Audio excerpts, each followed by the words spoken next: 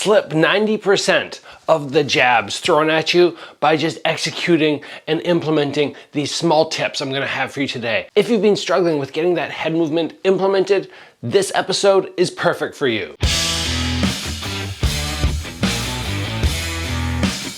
Initially, I wanted to title this episode, Use This Technique to Slip 90% of Punches.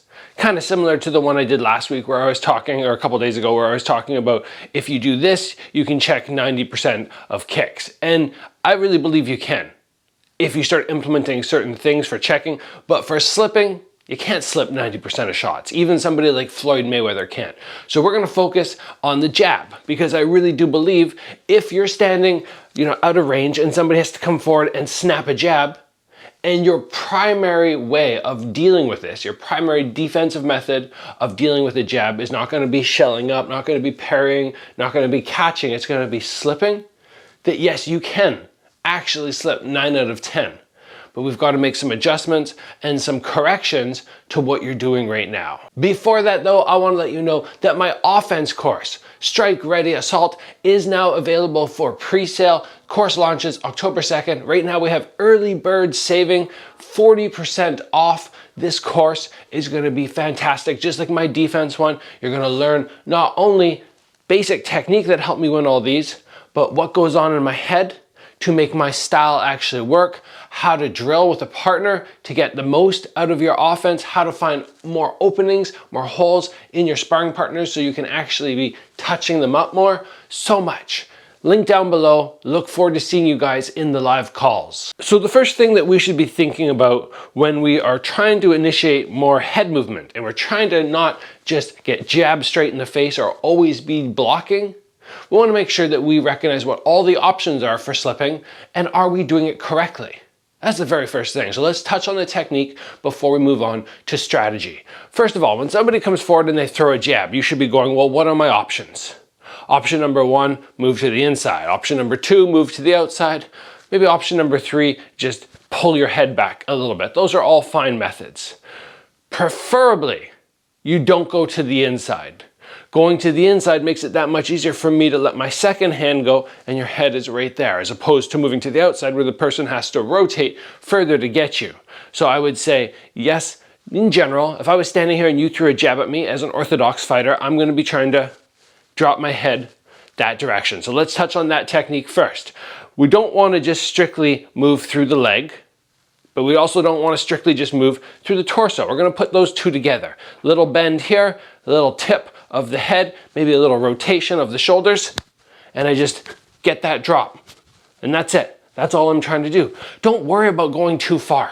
Sometimes people think like, oh, I have to get my head from here to way down there. Especially in the kicking world, you only need to have your head just slightly off to the side, even so the punch grazes your ear. And what does that do? That maximizes your ability to after throw your counter. If I get too low now to throw my counter, it takes me a long time to get back up.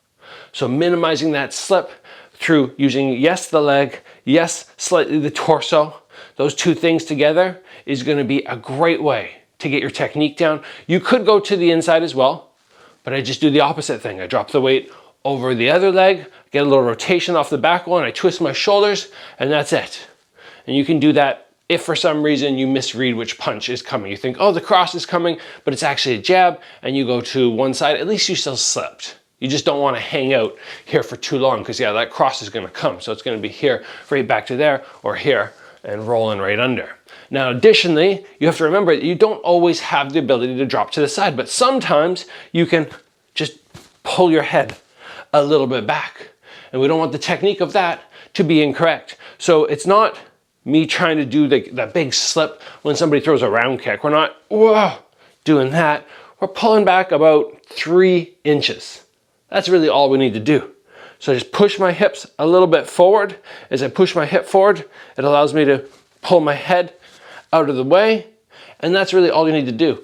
I don't even really need to bend my knees the way that we would on the others. You just be here and just, that's all we're looking for. So if you get those 3 down, now you have 3 viable options on slipping a shot instead of just being like, oh, I only have 1. Because what happens if you only have 1? Let's say you're trying to always slip here, but this guy is mixing it up between the hook and the jab, and you're having a lot of trouble going, oh, if I lean this way and I misread, I'm gonna run right into that left hook. Well, now at least you can be like, okay, if I fade backwards, I'm out of range, and I'm out of range for that. That's why we have multiple options. Now, that's all the blah, blah, blah, blah, blah, technique, technique, technique. Why, if you know that, are you still not slipping shots? Are you still a little bit too stagnant? Well, number one, what's your hand position? Trying to slip a shot, trying to slip with your hands up here is difficult. That either means you have to move your head that much further than you did before because your head is that much bigger, especially with 16-ounce gloves on. It's more like this.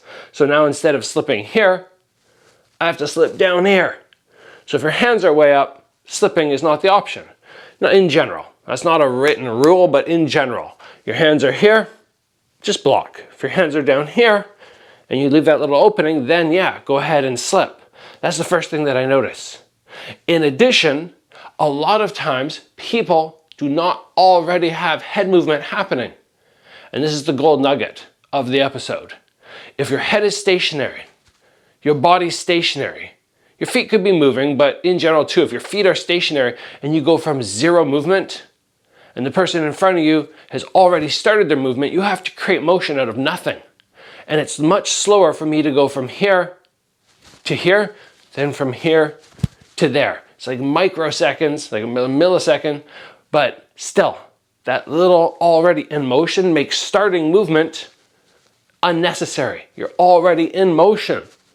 So if you are somebody who wants to go, okay, I want to slip 90% of those jabs thrown at me, but I'm like this, or I'm like this. It's hard. It's very hard. Make this correction. Change up your style. Get that head just a little bit in motion. All right? Even if I'm here. Just see this? You see the little bit of motion in my head? It's not much. But now when I go to slip, it's so much easier because I'm already moving. And that is a massive, massive key. Along with, yes, my hands being up here. Maybe that's not the right thing for me. If you're in tight, you're in that fray where multiple shots are coming, sure. But when you're out of range and you know, okay, as long as I get my head off the center line for the first shot, he's going to miss. His second shot's going to be that much harder to follow up, especially if I surprise him with a counter. Then you don't always have to have your hands right here. But even with me telling you that, going, look, if you add some head movement, you're going to be so much faster. It's still going to be difficult for you to hit 9 out of 10 slips when somebody executes that initial jab at you, because it needs to be a muscle memory. You need to see a motion and right away your head's going, oh gosh, oh gosh. So what you can do time and time and time again is work this motion, but you could do this 1,000 times. And it still does not help recreate timing somebody. Timing somebody is the hardest thing. You need to have somebody in front of you who goes, you know, who's standing here, maybe they're faking, and then they spring at you. Boom. They spring at you and that's it. And you can even find some sort of audio-based trigger. Like I have some videos on my channel, they're probably buried really deep at this point, but I have little beeps. And beeps are signaling something. So if you could even find some random thing on YouTube that beeps every 1 to 3 seconds. You're just sitting there and you're like, beep, beep, beep, and you at least have to react to something, that's gonna help you so much more. So those are my suggestions on really getting your head movement down, increasing your ability to start slipping that jab. I hope you guys enjoyed this episode. Be sure to join the Strike Ready offense course, which is coming in about 2.5 weeks. Early bird pricing ends in less than 1 week. Jump on that. Guys, start playing around with that head movement, start slipping those jabs, and I will see you back here soon for another video.